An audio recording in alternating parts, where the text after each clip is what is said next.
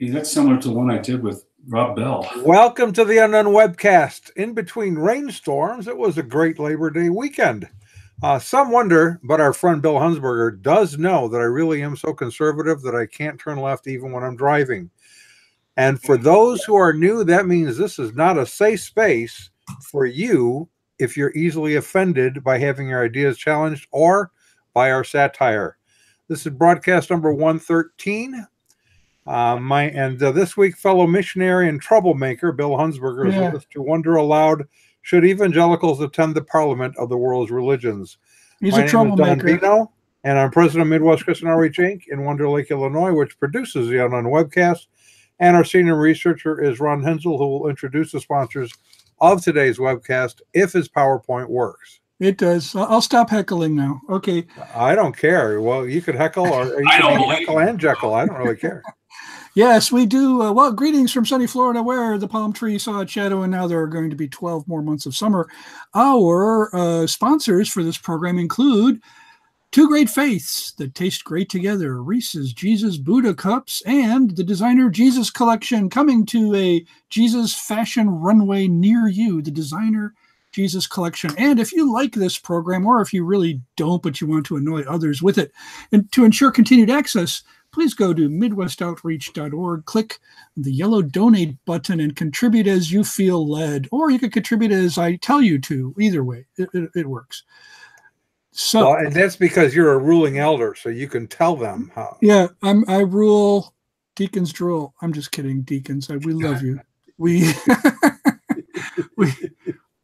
I better not say anything against our deacons, because they are really what keep the church going. Even when you're not looking, that's the problem. That's true. Yeah, that's right. Yeah, and we have Bill Honsberger with us, who, as a point of reference, for those who may not know, and many that don't know don't really care, but I'm going to tell them anyway. Yes, is Bill and I met actually at the Parliament of World Religions in 1993 here in Chicago. That's probably the only way you guys would have run into each other, right? One of many eventful events in my less than eventful life was going to the Parliament of World Religions in 1993 and meeting Don Bino at, remember where we were at, Don? At that Sri Chinmoy's booth? Oh, yeah. When they were trying to explain the eye rolling to us, that's where I first ran into you. Was he special? I'm telling you. That was truly a blessing. And I never forget that guy was trying to explain to you and me before we got to talking ourselves about how he just couldn't be as advanced and enlightened as Sri Chinmoy was, because he couldn't do his eye rolling trick in the same way. Yeah, that was it. And that was the opening prayer session, was the eye rolling thing. Robert Mueller's chaplain at the United Nations, Sri Chinmoy. Yeah. Pretty much set the mood. Well, so that brings, the theme for today is, should evangelicals attend the Parliament of the World's Religions? For those who don't really know much about it, I guess my first response is shame on you. You should know. Shame. Let's shame people here. Yes. Well, and why would I say that? Well, because you're a shamer. I'm a shamer. That's right. You're a racist Nazi. The Parliament of the World's Religions was the original one was in 1893, actually. But Scott Joplin played. No, that was that was right across the street at the World's Fair. It was all part of the same thing. Oh, really? Okay. Yeah, well, it went on for months. Scott Joplin played ragtime music for one of the biggest, up to that time, was the biggest audience that had ever heard it, I think, was at the what do you call it? There was a World's Fair. I forget the name of it. It was to commemorate. Oh, the Columbian Exposition. It was a year late because Columbus, actually discovered the New World in 1492, not 1493. But go ahead, Don. I'm sorry to interrupt. Yeah, well, So, Parliament of World Religions. What is it, and what are they trying to accomplish? As we talked, we did talk with Robert Mueller. I don't know if you are aware of that, Bill, but Stephen Z and I have been screamed at by Robert Mueller, so I have a distinction probably most people don't. But now he's being kept very busy. You probably deserved it. He's being kept busy with this Russia investigation, I hear now. No, well, that's a different Robert Mueller. Oh, okay.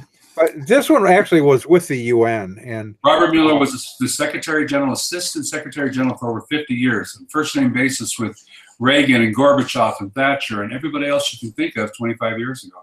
I'm on a first name basis with those people, but they're just not on a first name basis with me. Go ahead. There's the road. They're on a first name basis in both directions. But his concept was, if we're going to have a one world government, which he was really pushing for, you need to have a one world religion. And he really helped to get the 1993 Parliament of World Religions together, really with that in mind, and their global ethic at that point. Put together by Carl Ronder.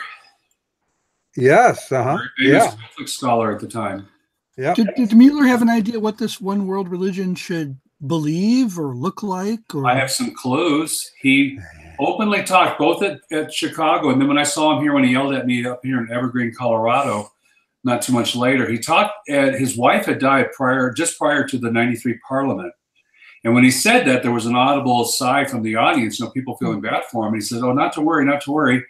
She's up there. She's been giving me great ideas ever since she died."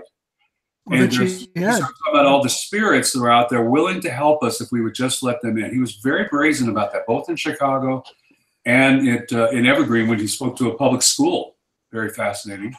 So is he yelling at you because he thought you were the French fry server and he needed more fries? Or what? You know what? Why was he? He did this whole thing about, and here's the Assistant Secretary General who's all about world peace and everything, right? And he's probably about half my size and twice my age at the time. So there was a long line of people after he did his whole talk about a one world government and all this fun stuff and one world religion, one ring to bind them all, as it were. So anyways, I waited. I was the next to last person. I waited a long time to talk to him. And there was a lady holding her kid behind me. And I went up, finally got up to the table, and I said, "Dr. Mueller, I heard you in Chicago. I heard your plenary speech in the Parliament of World Religions." And he was friendly and all that. And I said, there's a problem with thinking that this one world government is going to make this work. It doesn't seem to matter which government we try, whether it's a democracy or oligarchy or, kingdom of this or that. It seems like they all fail. And he's like, "Well, why do you think that is?" I said, "Well, I think it's because they don't have God in the mix." And when I said that, words to that effect, he went bananas. He starts screaming at me. Really? He literally screaming his head off. "You religious people, you're the problem with the world," and all this kind of stuff. The lady behind me starts tugging on my arm. I turn around. I had not raised my voice or anything. I turn around. She goes, "Would you please leave? I don't want my son around hateful people," for asking that question. So Mueller is screaming at me about this thing that I brought up. And then he says this at the end of this whole thing. "And you know what? More people die from car wrecks every year than wars combined. Does anybody care? No." And he turns and walks off. So it sounds like he was really Go ahead. I just say it's the most wonderful, shiny object moment I've had in my life when he does the car crash thing and walks off in a huff. I mean, it was just amazing. I asked him a question. I brought up God. I didn't even get to the gospel. I just brought up God. Here's a professing Roman Catholic, allegedly. He also does the Robert Mueller School of Education that was putting out spiritistic stuff all over the, you religious people. If only you religious people wouldn't show up at the Parliament of World Religions. Yeah, of all things. What were we thinking? Yeah, that's kind of like, was Rod Serling off in the corner somewhere saying, I should have heard that sound, shouldn't I? And it was just how angry he got, this ambassador for world peace. Because you said God is not in the mix. Word, yes. And you mentioned God. That was your mistake. I should have known. Should have known. Yeah, but that kind of sets the table, Ron. I think you hit the irony richly there. How dare you go to the Parliament? You can hear about spirits, and that's okay. He even told he's got 5th and 6th grade kids in this thing up in Evergreen, telling them about how the spirits are up there waiting to come into their life if they'll just let them in. But that's okay. But if I bring up the G word, somehow I'm a hateful person. Oh, man, yeah. And the lady next to you, she heard what you said. I was a hater for bringing up the G word. And this is like 1997. This is 20 years less from where we are now. Oh, so that was not the first Parliament of World Religions. Well, that was the first one in the last 100 years in 1993. Oh, okay, 93. When Don and I saw him. So, sounds like he made a big impression. Yeah, Don, remind me of your story when you and Steve, is that Stephen Z you guys talked to him?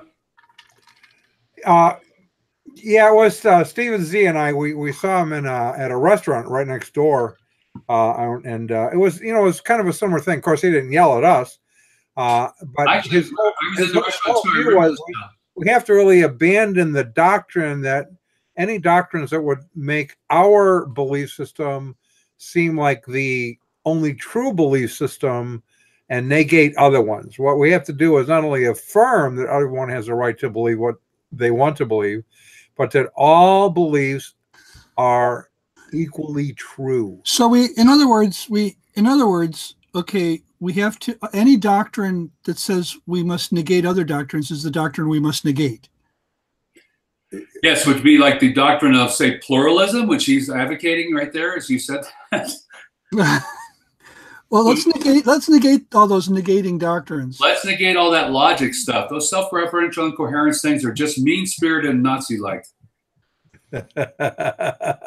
We can include we can include all belief systems except the ones that are exclusive. We exclude those. Exactly. That's exactly right, and that's what you need to do. Now I'm going to put up some photos here in a moment. Oh, you know what? I got a nice photo of us guys. I'm putting this together, by the way, while we're talking. One of the interesting things in '93, before we start talking about the one we're going to, in '93, we all had an opportunity to meet with one of the PR guys for the Covenant of the Goddess. And we spent, how long did we talk with him? Donald Frew. Yeah, a long time. And Eric and I, actually, Eric Piment, who was in Chicago at the time, and I spent probably an hour and a half with him up in our apartment there at the hotel, at the Palmer House Hotel, until another guy came in and ruined the whole thing. But Eric and I had a long time with him too. Yeah, I was in the whole discussion with you. And one of the things he said near the end, his name was Donald Frew, near the end he said, if I thought being a Christian is what you guys were, I would do it in a minute. But I don't believe it. I think you're an anomaly. Well, I've had many words thrown at me, Don, but that one hurts a lot. Being an anomaly? You anomaly. You anomaly. You are definitely an anomaly. I've been called a racist, hater, Nazi, and now I've been called an anomaly. Ow. You are an anomaly. Well, he was doing that based on his concept of Christians had really kind of been Mike Warnke sort of stuff. And they view him as a liar, and so you can't really trust Christians. Well, also the anomaly was meant to be a compliment. I mean, because you're an anomaly, you're not like all those people he doesn't like. So you're an exception to the rule. Thanks, Ron, for making me feel better. I'm already better now. You're better. You're already better. Yeah. Okay. That's what I'm here for. No, I've said forever, bad Christianity is the manure of the New Age movement. It made it grow and spread. And when these stupid ideas came across the shore with the gurus in the 50s, with Suzuki and all the rest, when these ideas that have torn the East to shreds for thousands of years came across, who would buy them if the Christianity was vibrant and strong and actually Christian? But because Christianity was racist and materialistic and all the other things, bad things going on inside the American church, this stuff spread, especially the version of it. So now karma and reincarnation are happy doctrines and good things, even though in the Eastern world, in Buddhist circles, they were nightmares. Well, if I can figure out how to make this work, and because I don't know how to make these things advance. Oh, and you call me technologically challenged, boy. Well, Ron always does this. Oh, there we go. Oops, I've gone too far this time. You've gone too far. Okay, is this what we're? No.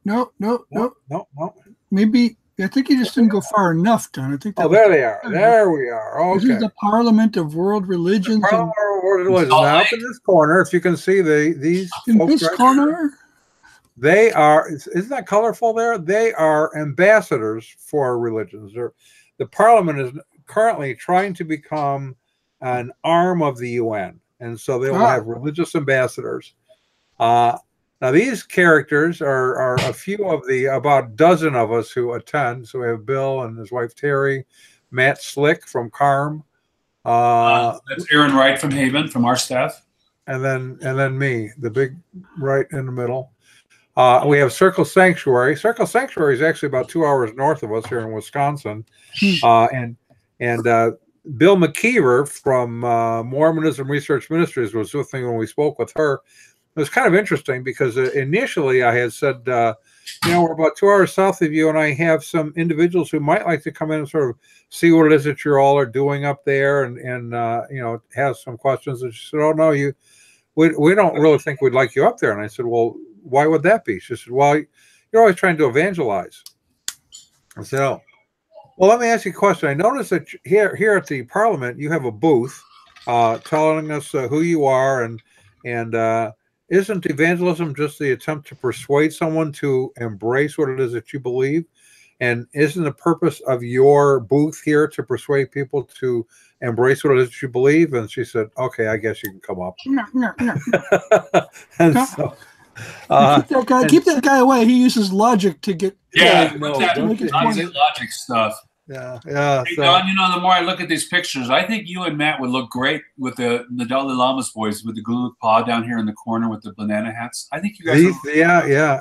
And they do the Milan Challenge, but you would have looked good. Yeah, they do this song. I don't know what it's actually called, but it sounds like bullfrogs. It's kind of interesting, very deep, guttural sort of. That's it. Yeah, you got it. And hours and hours. Sacred sounds, man. Mantra.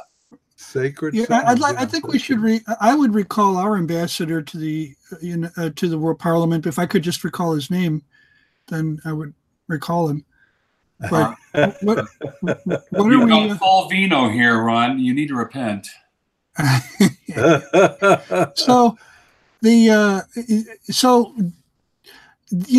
is a country like ours, which has separation of church and state, no established religion, are we supposed to send an ambassador to the Parliament of World Religions?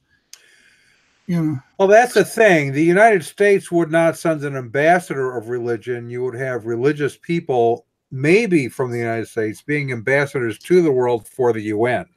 Send observers, maybe. Well, the one in '93, Mayor Daley showed up. Cardinal Burnett in Chicago. There was lots of religious figures and educational academics from all over the world, religious figures and political figures. I mean, Daley shows up.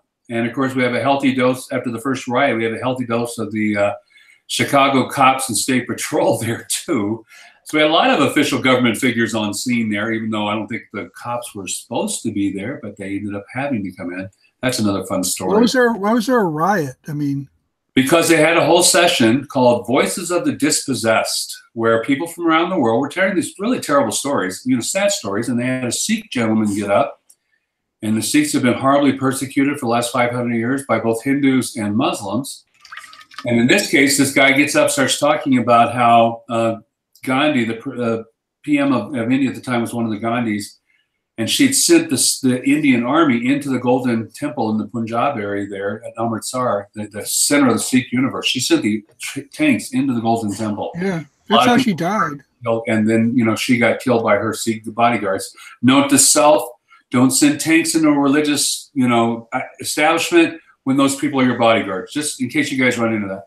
Anyways, this guy starts talking about this whole thing, how they desecrated their temple, and a Hindu man sitting right in front of him stands up and starts screaming at him, and literally a riot broke out. Hundreds of people going at it and going crazy, and they had to bring in the Chicago State Police to break this, to break this up.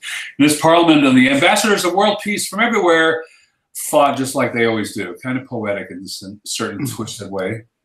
Kind of reminds you of the Democratic Convention. What was going on inside the convention hall was pretty much the same as what was going on outside the convention hall. Well, that's what we need. We need the summer of '68. Visit it again. It's '93. Imagine no religion. We're living life in peace. Yes. I can see it. It's always worked out. Well, we are going. This next one is in Toronto. Now, was it 2 years ago? We were in Salt Lake City. 3 years ago, they were in Salt Lake City, and we went. And Bill's group from Haven Ministries had a number of people there. Bill McKeever from Mormonism Research Ministries, and Matt Slick. It was the first. In fact, Matt Slick was kind of interesting. He hardly left the exhibition hall because he had never been in a gathering where he had so many different belief systems in one room that you could. As we like to say, it is a target-rich environment if you're a missionary. Yeah. No, seriously, and that's part of what people need to understand if they're listening to us. Is, you know, we rightfully mock it, I say, but about every religion you can imagine in the world. I teach world religions and have for 25 years at the university level, and there were religions there that I never in my life expected, especially when I went to Chicago, that I ever thought I'd meet. The Zoroastrians were there, and the Jains are there, and just religions you've read about. They're in textbooks, and there they have a booth. And virtually everybody I can think of, cults you haven't seen. The Adi Da cult was in Melbourne, Australia. I hadn't seen them in decades. All sorts of other groups. The only group that I know of that's kind of a large group that does not come to these things is the Jehovah's Witnesses. Right. The Mormons were all over the Salt Lake one. In fact, I think they bankrolled it because the Parliament was in trouble financially. And all of a sudden they get the Salt Palace, which is this monstrous building in Salt Lake. And I wish there's a picture that my wife took at the Parliament in Salt Lake that kind of gives a large theological statement. You know, most religions, virtually all the Eastern religions and a lot of the Western religions are very iconographic. You can tell a lot through their art and through their statues and everything. Well, Terry has a statue of the backside of a Jain goddess. They're very white, blanched white statue, and if you look through the lens, you can see all these people worshiping the statue. The irony of this blanched, extremely white statue is there's a piece of red duct tape holding it together. And I'm stuck with two things. One, the goddess needs duct tape, and two, duct tape. What can it do? It can do anything. It can do anything. It holds deities together. I mean, that's impressive. Yes. But it's just, again, the sadness of the whole thing is people are worshiping the statue that's held together by duct tape. Now, I don't mean to minimize the Jain faith totally. They're obviously worshiping more than the statue, but there's just something ironic or poetic or whatever you want to say about that whole look, is that you're bowing down in front of something that man made. It's right out of Isaiah. You know, Isaiah's complaint against the idol worshipers. You bow down to a thing you just made. Right. And some of them are there, I think, out of good motivation. At least in 93, I know this is true. It was our first experience at anything like this for Joy and I. And we have been asked by a radio station in Florida to attend, to do daily reports, what's going on there. And a couple of things come to mind that I have tried to use as I've gone to other ones. They actually had suites at that one. They don't so much anymore because of the kind of venues they have. But so a larger hotel room, and the Muslim contingent and the Wiccan contingent each had. In fact, there were at least two Wiccan groups there, if I recall. Maybe. Well, there was the Isis worshippers. There was the Covenant of the Goddess. Right. So we have them, and I think there was a few others as well. Maybe Circle Sanctuary was there. I'm not certain, but did they get along with each other? These different Wiccan groups, are they friendly? It's sort of interesting. The Fellowship of Isis was founded by. She's passed away now, Lady Olivia. She was from Ireland, and she. I won't get a picture of her now, but she looks like a crone, the cartoon character. Try not to scare the folks watching this, Don. Yeah, I mean, she just. But she was delightful to talk with. She was fun. She was, and somehow took a liking to Joy and I. I'm not exactly sure why. But as Bill points out, she would be moving from place to place. This short of stature, kind of small-ish woman with a couple of just beautiful women on either side of her traveling through the venue, and all of the guys kind of following them.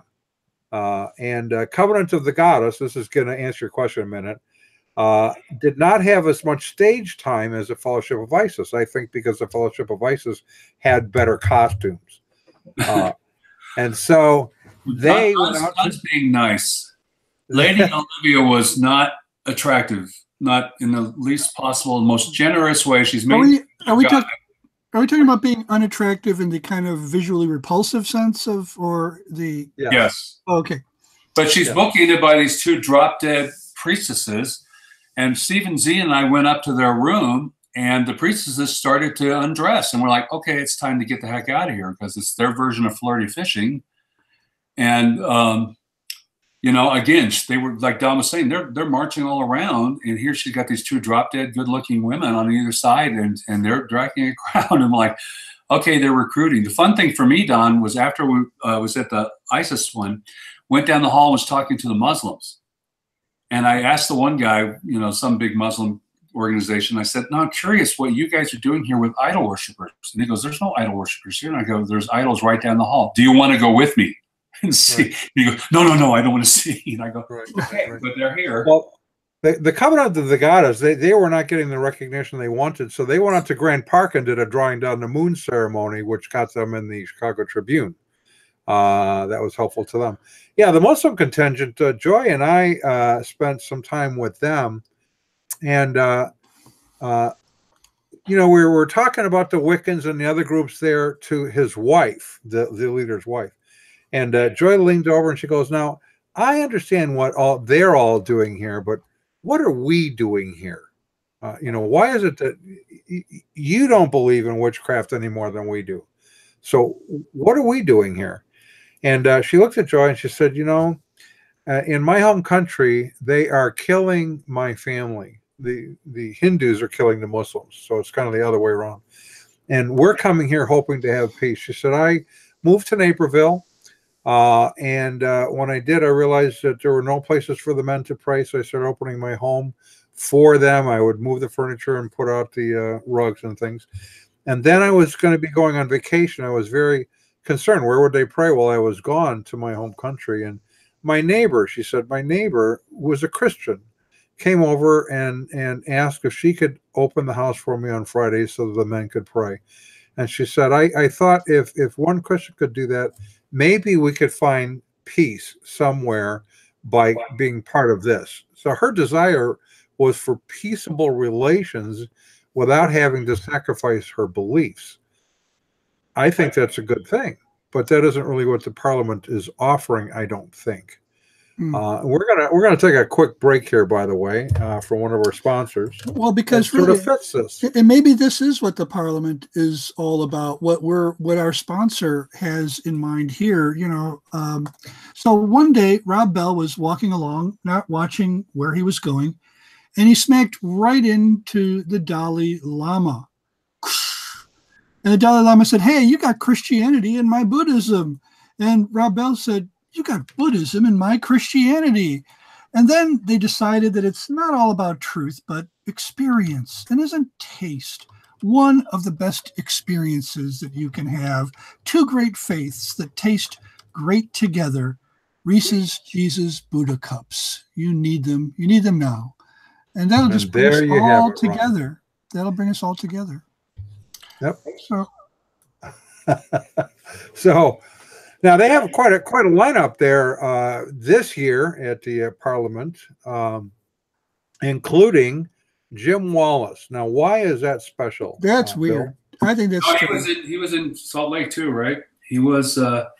He's a big wheel in Salt Lake. He's a big wheel. You know, again, speaking of Rob Bell, when you can water Christianity down enough that it sounds fine to everybody else, you'll be welcome at the Parliament of World Religions. Yeah. So I'll tell you one story about this. They had another session that I was attending with every religious group was given 5 minutes to get up and speak from, quote, the heart of your religion, the heart of your faith. So the Wiccans would get up and talk about the goddess, and the Muslims would get up and talk about the 5 pillars. And so David Steindl Ross, who was the head of the Benedictine order, one of the oldest orders in the Catholic Church, got up to share. And I'll never forget this. I'm sitting here listening to this whole thing, and he goes, I would speak about God, but that would offend my Wiccan brothers and sisters. And I would speak about Jesus, but that would offend my Muslim brothers and sisters and my goddess worshiping brothers and sisters. So then I will do this. So he reads 1 Corinthians 13, the first half. If I say I have no love. And he got a huge ovation. And I went over and asked our old friend, the Catholic priest, Mitchell Pakwa. Don, you've met him. Oh, yeah. Because he came to EMNR. I asked Mitchell Pakwa, I said, tell me what you thought of Steindl Ross there, the head of the Benedictine order. And he says, probably the same thing you think of the liberal Protestants here. And I said, touche, that's exactly right. if you water your faith down enough, you can make it mix with anything. And that's what the Parliament does. And that's kind of where you were going back with Mueller seeking this. And the idea of the global ethic was to minimize in such a way so that all religions could sign on. Of course, they couldn't even sign on. You have a big controversy this last week with Louis Farrakhan showing up at the funeral for Aretha Franklin there with President Clinton and Jesse Jackson and everybody, and MSNBC magically taking him out of the picture. Well, Louis Farrakhan came to the Parliament of the World in 1993, and the Jewish delegation walked out, rightfully so. What are they doing bringing this guy in? You know, the Wiccans couldn't sign the global thing because it talked about a limitation on sex. I mean, it was just, nobody could agree on anything. And it was just amazing. That's why I thought having the Chicago State Police come in was kind of, again, poetic, given what they were trying to do. But these are all, I mean, you got God on earth. The egos were amazing. I actually got on the elevator one time at the Palmer House Hotel there with David, one of the guys that was one of the two organizers of the entire thing. I'll think of his name in a second. I'm listening to him talk to this other bigwig from the Parliament and about all the problems they're having with all these gurus from India.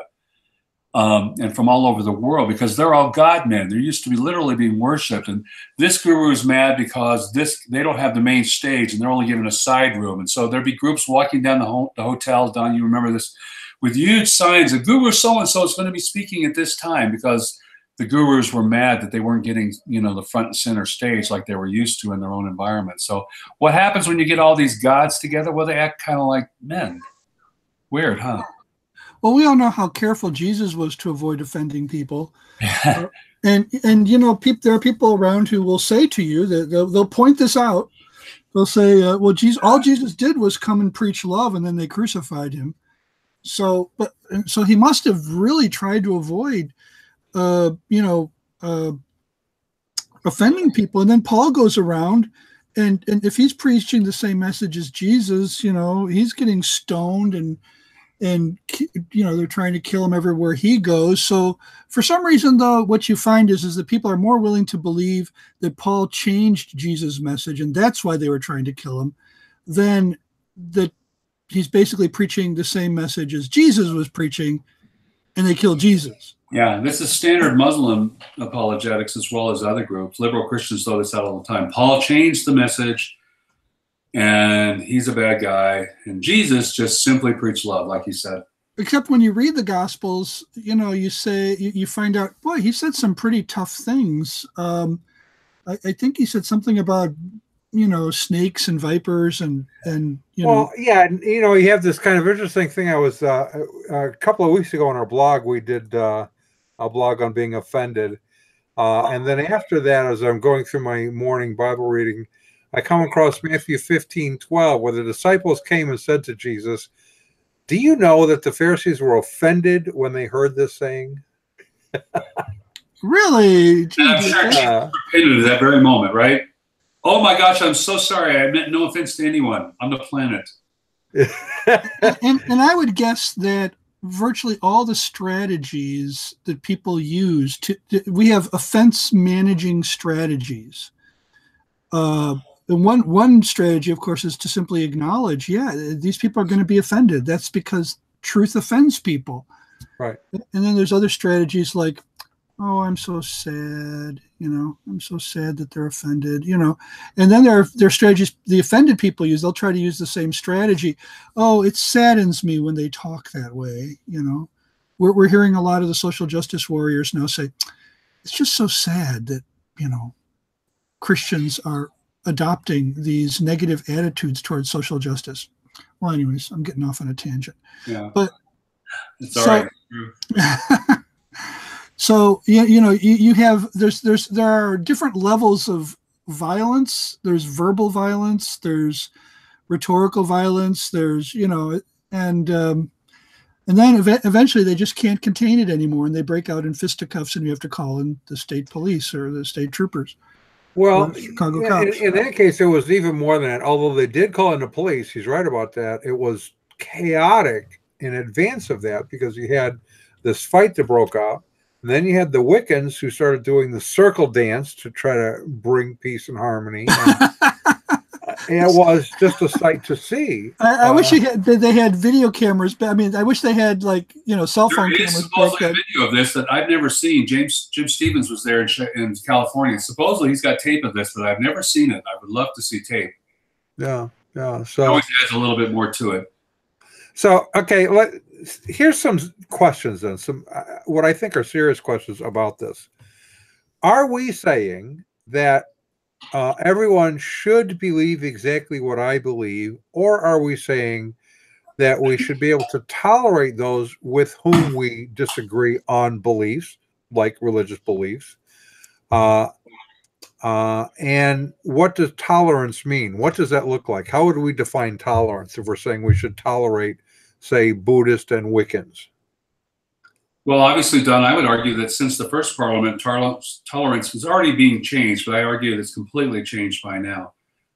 Tolerance, would have meant in 1993, although it's already heading the wrong direction, thank you, social justice and the Frankfurt School and all those fun people, tolerance had already come away from, I disagree with you, but the classic Jeffersonian line, but you have every right to believe it, I'm paraphrasing it badly.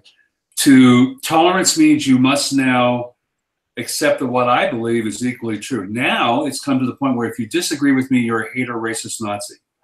So now tolerance means something radically different than it did even 25 years ago. And I've taught at the university for a long time, and it's amazing to me how this shift has happened to the point where and I've been saying this for a long time to all my congregations, and they don't ever take it seriously until now. It's like the most intolerant people I've ever met are the ones proclaiming their tolerance. Just ask them. They will tell you how tolerant they are as they cuss you out and scream at you.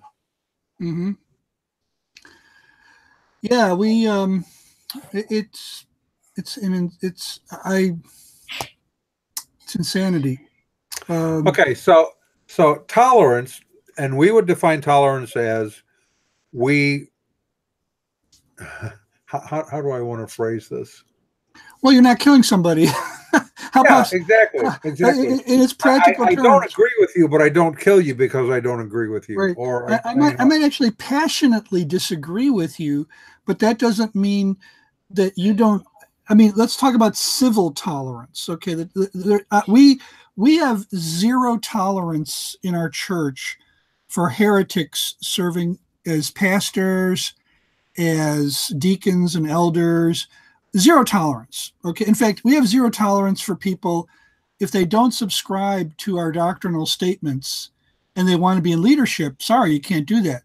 Then we have more tolerance if you want to be a member of our church. We don't make you subscribe to every nook and cranny of our doctrinal statement, but we have certain basics that you have to adhere to. Right. And then we have at the university now with the college groups there, where there's many cases in the last 5 years of college groups like Crusade or other college ministries who have been forced off the campus because they won't allow non-Christians or practicing homosexuals or whatever example you want to be in their leadership. Right. It's not just their membership, but they're telling you how you should be led. Yes. So no, this is probably the most obvious form of tyranny I can think of. So now the question is, we're talking about, I forget now, are we talking about state-run schools? Are we talking about both. Okay, so if you're talking state universities, my tax dollars are going to fund administrators who are telling religious people what they must believe. That's what's happening. Right. So basically, they have violated separation of church and state. Yeah, and it's interesting getting back to the Parliament here. One of the fun things to me about the Parliament, and we'll see how it goes, in this next one.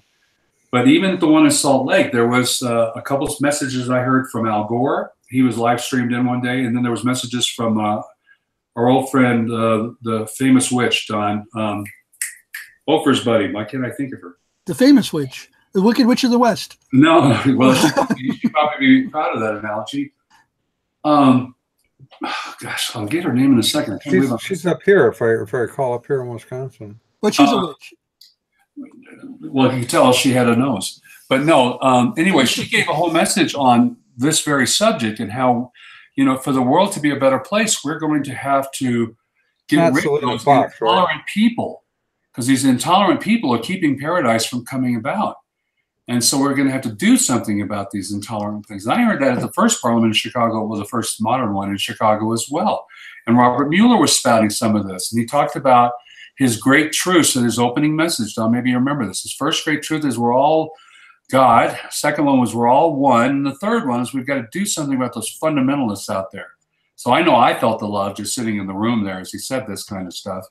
I think it's been a part of the official teaching of the parliament that we're going to need to mold and shape these religions into a manageable form where everybody does exactly what we say, even though we're going to claim to be tolerant at the same time. And those intolerant ones, well, I point out, John 16, where the Lord says that those who come putting you to death, thinking they are doing a service to God. So the disciples of Jesus will be put to death by religious people, not by atheists. Sorry, late great planet Earth, but they will be put to death by religious people who think they're serving God, and how much better it will be once we get rid of these Jesus freaks. Yes. So I'm trying to remember. Now I'm on a search for famous witches. She's like my best buddy. She wrote that darn book in 1993 or 4. Why can't I think of her? That darned book. Lori Cabot? No. She's much better known than that. She's so well known that we can't remember. Better known than Phyllis Corral or all the standard witches. She's like a political person. She was speaking to Congress once. I'm like, oh my gosh. Last thing you'd want to be called when I was a kid was a witch. Not Selena Fox, right? No, you're thinking of the garden variety, literally garden variety witches. They actually live in gardens. Well, in any case, why can't I think of her? I'll get it as soon as the show's over. Apparently, yeah, probably so. Well, this is. I mean, it's really difficult to maintain absolute relativism and dogmatic pluralism. That's a very difficult thing, where you're trying to force relative. I mean, absolute relativism cannot exist. It's just a contradiction in terms, because think of it, absolute relativism. Okay, you have something. How can you ever absolutize something that is inherently relative? It's Are you bringing in that whole logic thing again? Yeah, but they try to. Yeah, I'm just sorry, And what ends up happening is somebody is going to have to end up deciding what goes and what doesn't. Somebody's going to have to be an authority. As soon as you have attempt to have absolute relativism, you've basically destroyed all existing authorities, because you basically have taken away all the authority of all the religious leaders. Right. You basically Parliament. The good thing is we have the Parliament there to help us out in answering that very issue for you. They step into the vacuum. They become the authority. They become whoever it is that wins the power struggle, basically. We're back to Lewis Carroll now. The question is who will be master, not what the words mean. I do want to just be a little cautious and a little careful here about motives, because we start talking about what the Parliament will do or won't do. And I don't know enough of the people in leadership on a personal level to know what their motivation is. Well, what I'm saying, I think perhaps their motivation is we want to see world peace. Then that's a fine motivation. Marianne Williamson. Why couldn't I think of her name?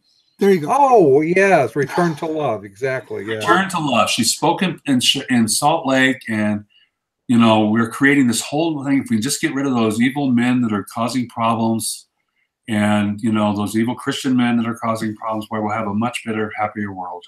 I sat through 45 minutes of that. Well, you know what? Here's a comment. Les Generous says, I am a Nazi Hindu gay biker, and you have to love it. Well, I don't think so. It kind of reminds me of a book title by Brian McLaren. But anyways, just as coherent. Yeah, just... well, that's okay. When I was reading his book, The Secret Message of Jesus, I was getting confused. And so a friend of mine helped me by sending me the spy secret messenger so I could decode what his book means. Nice. There you go. So, what was I saying earlier that you guys kept interrupting me? Because what was her name? Marianne Williamson? Marianne Williamson, yeah. Yeah, I would have never ever guessed her name, because I still don't even have a clue as to who she is.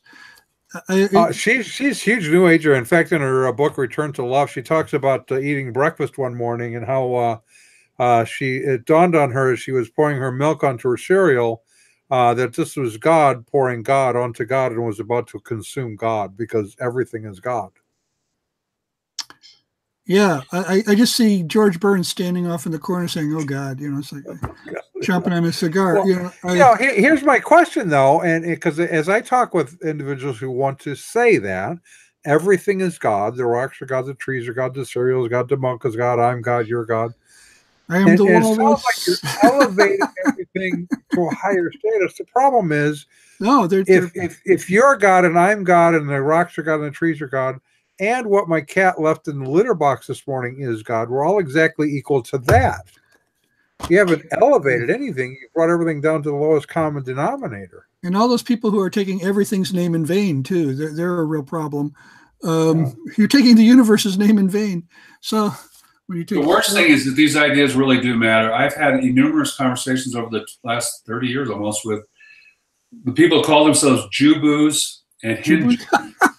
No, that's their names, not mine. It's Buddhist people who are Jewish by ethnicity and Hindu people who are Hindu by belief, but Jewish by ethnicity. So this is this vacuum that's been created by, it was going on before the Holocaust, but I'd say Reformed atheistic Judaism has created this vacuum. And well, there's Jewish people like Marianne Williamson all over the New Age movement. And I asked this one lady one time, and I'll just call her Susie. And I asked her, we were at her booth, and I said, Susie, so do you believe that everything is God? And her eyes got big. I'd obviously got the gospel. I mean, I said the right words. She goes, yes, that's exactly right.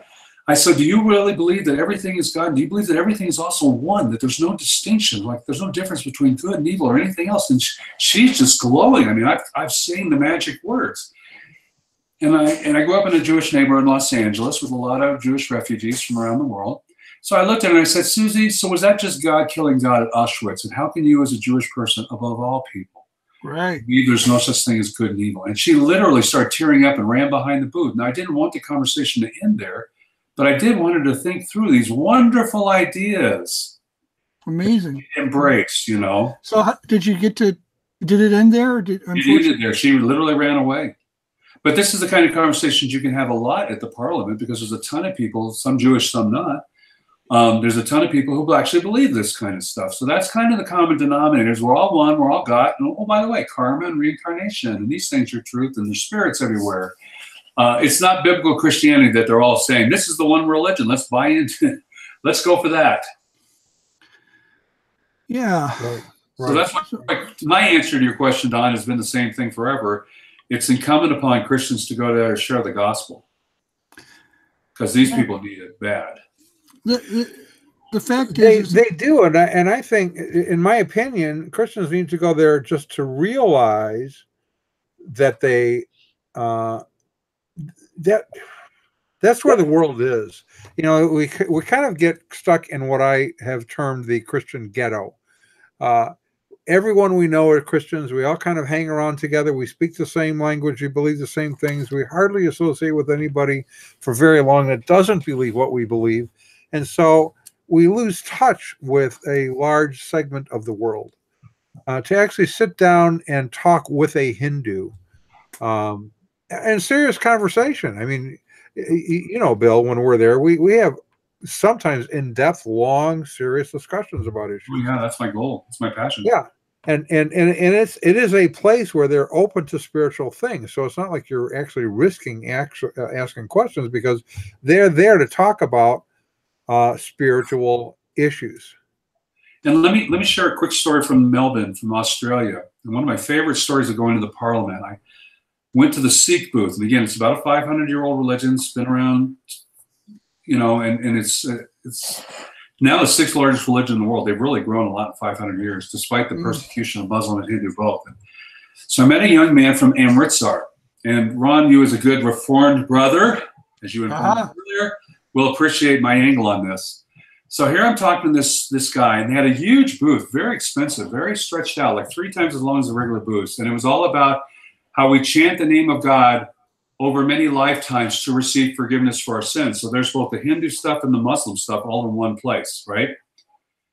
And so I was talking to him about this, and I said, and so we're in Australia, and I have to fake a bad Australian accent. I said, let me ask you this. I said, suppose I bump into you with my pop here, and I spill Coke on you. And I said, oh my gosh, I'm so sorry. I said, you're a nice guy. You'd probably look at me. He says, oh, no worries, mate. You know, trying to speak Australian. No worries, Mike. And he starts chuckling. He says, of course. And I said, yeah, because you're a nice guy. And it's no big deal. I says, but suppose, and I looked at him, I said, suppose I rape and murder your sister. Are my words, oh, I'm so sorry, it's okay. Are you going to say no worries, mate? And he had this shocked look on his face because I went from 0 to 100 in about a half a heartbeat there. And I said, that's why, as a Christian, Jesus had to come and die and pay for our sins on the cross. Because words are, you know, all this chanting the names of God over several lifetimes do not take away our sin. Now, we talked for some more, but I did get the gospel in clearly. And here's the cool thing, Ron, that I look at this from the Reformed angle for a second here and say, all right, this guy's from Amritsar. That's the center of the Sikh universe, literally, in India, in the Punjab. What if God uses that seed, that conversation I had, that young man comes to know Jesus. He goes back and he's in the center of the Sikh world, a place I'll never be invited to go, that I'll never have a chance to go. But he comes to know the Lord, and he's there in the middle of the Sikh universe. What did the Lord do with it? Now, I may not know what happened there until eternity comes for us all. But I was so thrilled about that because at the Parliament, again, it's not the local psychic fair. You're seeing people from literally all over the world. You're now going to have a chance to talk to the Jains from India and all these different groups. And you don't know what God's going to do with these things. I get thrilled by that kind of stuff, frankly. Yeah, I think it's amazing. I think it's true, too. Right, and we'll be there. There's a couple of us coming from Chicago, and we're going to also interview. We're going to interview because we write articles on this stuff. We're going to be doing more webcasts on it. And it is so much better, as you know, Ron and Bill, you both know this, to get primary source. What do you believe about? And then fill in the blank. And to have those kinds of discussions. They're more difficult to engage in your normal daily work, let's say. Because you have limited time, you can't really talk about religion in most work environments, and there's always this fear of offending somebody and getting fired because you had a religious discussion. At the Parliament, it is fair game. Everything is fair game to discuss. Oh yeah, yeah. And there's Moonies there, and Christian Science. I mean, just hundreds and hundreds of different religions. So it's an amazing opportunity. And people are there for the explicit purpose of talking about religions. So exactly. They're not, Exactly right. We should hear one from our sponsor too, as we're getting close. Yeah, when you're at this Parliament, you're going to meet a lot of different Jesuses, aren't you? There are a lot of different. Just about everybody there has their own Jesus, right? And so a lot of churches are concerned that they make sure that their Jesus is going to fit in with the ones that the world is looking for, at least the world around them. So do you cringe when the Christians you hang out with try to introduce Jesus to your non-Christian friends? Well, you can say goodbye to the days when your church's Jesus was a source of social embarrassment. Now, even your church can keep pace with the latest fashion-forward trends in spirituality. Introducing the Designer Jesus Collection. These amazing new Jesus styles are hitting church runways and the most exclusive Jesus fashion shows at churches near you. You don't want to miss Yoga Jesus, Hipster Jesus, Buddy Jesus, Socialist Jesus, Mormon Jesus, and of course, Muslim Jesus. At Designer Jesus Collection fashion shows, you will find a Jesus you'll be proud to introduce to your most sophisticated, cutting-edge friends and acquaintances. Just remember to observe the attendance requirements. The cost of admission is your eternal soul. Required attire, semi-formal. All proceeds benefit His Royal Majesty of the Kingdom of Darkness. The Designer Jesus Collection, London, Paris, Rome, New York, Salt Lake City. And now Toronto. And now Toronto. Yes. Toronto. Yeah, that'll be. I'm sure the runways will be wide open in Toronto. So, what Don was saying a minute ago is really true. I go to a lot of psychic fairs and events like that, not just me, but our staff at Haven, and a whole lot of the local psychic fairs are purely commercial, 90% commercial. They're selling daggers. They're selling crystals. They're selling all this, New Agey related stuff. There's only a couple booths that come there to recruit. The Parliament turns that completely around. Virtually every religion there is there to tell you who they are and what they're about, how wonderful they are. So if you go up and just ask anybody, even if you know the religion inside out, you just say, hey, what's this all about? Man, they spring load into action because that's what they're there for, which gives you an opportunity to hear them out, let them hear and say, well, that was really interesting. I have a question. Can I ask you about something you said? Oh, of course. And sometimes it goes great. Sometimes you'll have hours from that point on. And sometimes you'll have 2 seconds because they don't want to be asked questions. But I had great conversations with Muslims in Salt Lake. And one guy, at the end of the week, actually did a webcast with me, Don. He wanted me to represent Christianity. So I got to share the gospel with however many Muslims were watching this thing. And I thought, well, who thought that would happen, to go to Salt Lake to share the gospel with a bunch of Muslims from India and other places. I was just thrilled. You never know what's going to happen. So when you go to these psychic fairs, do you find yourself saying a lot, how did you know my name? No. Although there are people there that know us because, say, Mark Roggeman has been doing this a long time with me. We're both really tall, and there's some booths that see us, and we've had people turn away. In fact, Don and I got to listen to, from the BBC, from Share International and Lord Maitreya fame, we got to listen to their main guy. And in Chicago there, and Jesus was, Lord Maitreya was just about to come. So we go to Share International all the time. They're one of the ones that's always at the psychic fairs to recruit. And I'll give them credit. They're not there selling, although they're selling, garbage. But we've literally had so many conversations with them that we always keep friendly on our side of it. But they get angry. And so we had them literally, as Mark and I were walking up, this happened twice, where they literally turned away from us rather than actually talk to us. This, of course, is in the name of tolerance and acceptance. Yes. As a man well, turns his face away. As you start walking through some of the issues that come up with their worldview, that can happen that way. The first time I spoke with, I think it was the City of God, which is it's Hindu group, right? Yeah, Aurobindo. Yeah, Hindu group, and it was a female behind the table at the exhibition center, and I asked her about rape. I said, is rape wrong? Is there anything wrong with rape in your view? And she said, well, of course, that would be an evil thing. And I said, well, okay, but maybe you can help me then understand something. How does karma come into play with all of this? Is a woman who is raped, is that a result of something that she had done in her previous life that she has to work off her bad karma?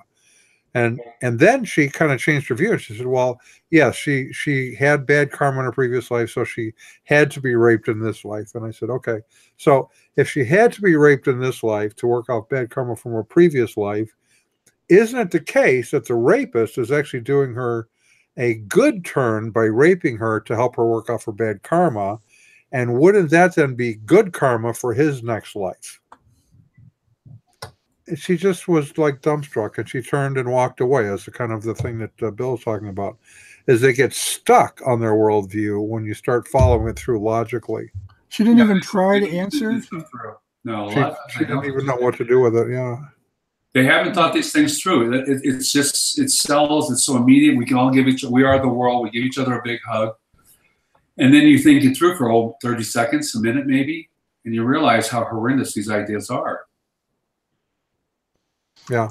But it is important. I mean, you've got in Toronto, they'll have over 200 religions, well over 10,000 attendees, from what I understand. So it's a very big event. It's 7 days long, so it can become grueling. And several have said, "Well, why don't you guys take out a booth?" We said, we'd have to have too many people there just to man the booth. Yeah. My experience with the psychic fairs and the big events is the reason I got a booth the first 2 years I did it, and I quit doing it. One is because once they figure out they're Christian, it's like the word spreads and nobody wants to talk to you. People cuss you out and scream at you. We call these drive-by cussings, where they just literally walk by. Or, Christian, bleep you, Okay. Thank you for your tolerance, sir. So what we've done ever since then is we go to them. The way I look at it is they can't run from their booths, although certainly they have. But this is their captive audience in the most literal sense. It's their booth. And so we can hit several booths in a day. And again, some of the conversations the Lord has blessed, and there's opportunities to share the gospel and to become friends with some of these people. And the Muslim guy I met with several times over the week before he asked me to do his webcast thing for him. And so there is chances to have great conversations there, just going to their booths and talking to them, treating them like real people. They're all made in the image of God, and they need a savior. Absolutely. Now, you had a conversation, if I recall, with a Buddhist, and he had become a Buddhist because, if I recall, of his view that nature teaches us to live in peace and harmony. Yeah, that was in Chicago. He was a Theravada Buddhist, and it was when all the religions were marching out. They were marching, like you mentioned ISIS earlier. They were marching all these different religious groups across the stage.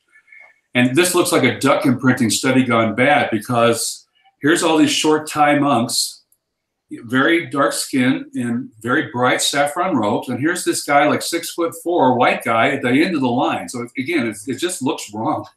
And so I'm looking at the oddity of that picture, and it turns around, they all come out into the audience, and the guy sits right next to me. And his Buddhist name is Sukhasito, and he gives me all these Theravada tracts, and I give him all these Christian tracts. They were still doing a lot of tracts back then. And that started a 2-year conversation that we had, and how nature teaches us right from wrong. Because the Theravada are formally atheists, more so than most Buddhists. The majority of Buddhists are not atheists in any meaningful way.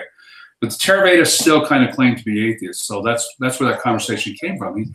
He was telling me how nature teaches us what's right and wrong. And this is before Animal Planet. All we have is David Attenborough videos. And I looked at him and I told him, I said, look, that's really interesting. There's a lot of beauty in nature. I said, but all you have to do is watch a David Attenborough video for about 5 minutes. You realize all nature is animals killing each other and making little animals which kill each other. Again, there's a lot of beauty in nature, but the one thing you cannot say is that nature teaches us nonviolence. And at which point he started to scream at me. Oh, really? Oh, yeah. You just think you need a personal God or something to tell you what's right and wrong. And I said, bingo, you're right on there. Yeah, yeah. Is there a problem with that? Yeah, well, you mentioned this earlier about being a relativist. He's not a relativist. He really believes that the killing is wrong. I mean, I take that seriously from him. He really believes it. The problem is, where's the foundation or source for that? Nature is not going to give you that. Papa. Yeah, my granddaughter wants to hear this argument as well. Hi, sweetie. Well, bring her on. We don't have a lot of cute appeal on this show. She'd be a lot more coherent than me as well, to be honest with you. We need cute appeal. That's cute appeal. I like that. Yeah, we're thinking of putting like commercials with puppies and kittens on them. That'll get more viewers. I don't know. That might work. It might. It's got the problem that all of them have, is that, and this is the problem with the greater ethic, is that where do you found morality? So I call it the Hitler pill. And I ask this with all New Agers or Hindus or Buddhists, how do you found morality in some way? What makes it wrong to rape? As you asked that lady, rightfully so. Yeah, it's my owie. She's concerned about morality of my owie. Yes, the owie. Either Hindu or the Buddhist mind stuck in the New Ager says the world's an illusion. That's Marianne Williamson, and that's the gurus and everybody, Advaita Vedanta. Or God is the universe, at which point that's just God killing God at Auschwitz and everything. Whichever way you make it, you can say those things, but then when you make them practical, like the fact I was talking to a New Ager at the People's Fair, she'd been raped twice. Her pastor told me there's no such thing as good and evil. So I looked at her and I'm like, you know evil. You know it better than most. Right. And she looks at me and she goes, I see where you're going. I said, well, you can't deny this. I said, that's why Jesus had to come, because of the evil we do. It's almost like this is an anesthetic. If we can, it's the teaching that there is no good and evil is designed to be a spiritual anesthetic to dull the pain of what the pain we experience when we look at the world and we see good and evil. But if we have this injection of false doctrine saying, no, it doesn't really exist, I think for a certain number of people, it anesthetizes their spiritual senses until, like you said, this woman couldn't deny it. It's kind of like with certain kinds of cancer, the anesthetic stops working. Well, when you experience certain levels of evil, then no amount of false doctrine is going to keep you from experiencing the pain of that evil, and no amount of false doctrine should keep you from experiencing the pain of any evil. You should get rid of the false doctrine and simply acknowledge, yes, there is evil. So, in the Hindu and Buddhist world and the Taoist world, they've all done the same thing, and the New Age world has embraced it as well. When they denied the reality of the world through the doctrine of Maya, the idea that the world's illusory and stuff like this. Again, it solves the problem of evil, at least so you say. It solves the problem of evil. Of course, it doesn't solve it for anybody. It's still a terrible fallen world, and people do horrible things to one another. So calling that illusion, I heard Marianne Williamson, literally, I'm in the room when she's talking about the fact that forgiveness means realizing that the person, this is her illustration, the person who knifed you that you're mad at, you need to understand that was just God knifing God. And so real forgiveness comes when you understand the world's an illusion and nothing ever happened in the first place. That was her handling of the problem of evil, which of course doesn't handle it at all. Well, it's kind of like what Woody Allen said. What if nothing really exists and everything is an illusion? And he says, in that case, I definitely overpaid for my carpet. I don't like Woody Allen, but that's a good line. Well, there's a lot of things I don't like about Woody Allen, but his discussions on philosophy and religion are oftentimes interesting. And I think Love and Death is going on and on about how evil the world, how terrible the world is, and his girlfriend says, "Well, if you think all of that, why don't you just commit suicide?" And he said, "Well, what if I'm wrong and I commit suicide, and then tomorrow they have a headline, 'God found'? That would be terrible." So, there's something to that, and in my view, in my opinion, humble opinion, if we would have a right view of human nature, we are going to fare better in trying to resolve problems in the world than this sort of what I would say is a make-believe, wishful view of mankind, that mankind is basically good, or that evil is just illusory, it's not real, it's just imagination, it's Maya, it's an illusion. Yeah. Ron, when you survey, that's one of the best questions you should ask, because virtually every religion I can think of, including Islam of all things, except for the evangelical Christian faith, virtually every religion I can think of argues that we are basically good in nature. Yep. Virtually I can't hardly think of an exception to that. Even the Roman Catholic Church and somewhat the Orthodox churches, still argue that we're not fallen in a total sense. We're somewhat messed up, but not too bad. But virtually every religion I can think of out there says that we're wonderful beings. In the Orthodox Church. And with that, the wonderful beingness, we are going to need to march out. Yeah. So, Ron, would you? I was going to just remark, they water it down. Catholicism and Orthodoxy water down our evilness, so that salvation in Eastern Orthodox terms becomes healing. It becomes therapy, spiritual healing. That's the primary way they view it. Deification really is just a kind of a renovation program. I like that. All right. Well, let's give credit to where credit is due. Our resident cult leader profiler is Neil before me. Our wardrobe manager is See How It Fits You. Our tinfoil hat provisioner is Just In Case. Our Jehovah's Witnesses coverage comes from Armageddon and D Opposer. Our Mormon archives manager is Polygamous. Our liberal denomination bureau chief is Loosey Goosey. Our transgender issues coverage comes from Ben Hur. Our special correspondent for cults based on the Hindenburg disaster and flying turkeys, Ode to Humanity. Our fact-checking supervisor is Yo Leg Pulling. Technical assistance comes through Murky Research. Our legal advisors are at the law firm of Dewey, Cheatham, and Howe. Our grievance resolutions director is Ivana Peace and me. Our director of privacy assurance is Wiretapping. And our original idea sourcing comes from Drew A. Blank. The Unknown Webcast is a production of Midwest Christian Outreach, Inc. in cooperation with Emergency Manicure Productions, both of whom are totally responsible for its content, but you will never, ever, not even once, be able to prove that in a court of law. Never, never, never. People have tried and failed. And that's why we have those high-priced lawyers, right? Yeah, do we cheat them out?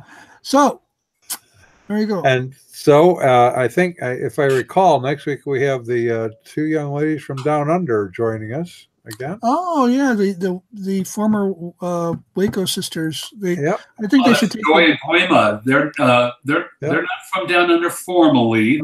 New Zealand. Do make your differences here. Come on. So New Zealand isn't Down Under with the. I mean, I would think the ultimate Down Under would be Antarctica, but yeah. Oh well. They're close, but not quite there. I come from the land down under. They were really fun last time we had them on. So we're kind of doing the continuing saga sweet with them, and yeah, they're good. And they're just like they're 17 hours different, so they have to get up at 4:30 in the morning to do this. So to put up with these bad jokes, they are more than patient. They do. They actually like them. And and now tell me about Leonard Domingo. Is he in New Zealand or is he near you? No, he's here in Denver. They are divorcing. Okay. Well, Leonard and Grace got divorced the last couple of years. All right. Well, we don't want to go too far in that because we're still recording. So yeah, I'll just leave that one alone. We'll leave that alone. And all sex story. Anyway. Okay, that's it for this week, and I will talk to the viewers next week. Adios. And remind everybody, if you can't be at the Parliament, pray for those of us that are, please. Pray for those that are. In fact, watch our e-letter, the Crux e-letter. We'll keep prayer requests up there. Sign up for Haven Ministries e-letter. Where's your website at? Havenministry.com. Havenministry.com. And we'll keep you all posted so you can pray for us in advance as we prepare to go up there. So, all right. Talk to you. Don, enjoy